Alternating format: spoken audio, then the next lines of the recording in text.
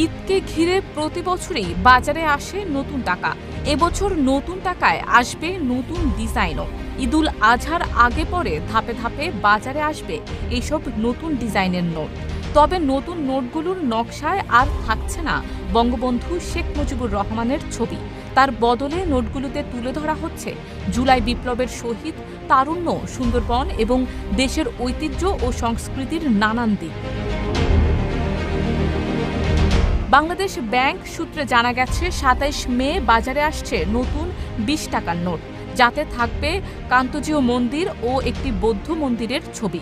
এরপর ২৯ বা ৩০ মে আসবে ৫০ টাকার নোট, যেখানে থাকবে শিল্পাচার্য জয়নুল আবেদিনের দুর্ভিক্ষ চিত্র এবং আতিয়া মসজিদের ছবি। এছাড়া ২ জুন বাজারে ছাড়া হবে ১০০০ টাকার নোট, যাতে দেখা যাবে বঙ্গভবন ও জাতীয় স্মৃতিসৌধের প্রতিকৃতি। বাংলাদেশ ব্যাংকের মুখপাত্র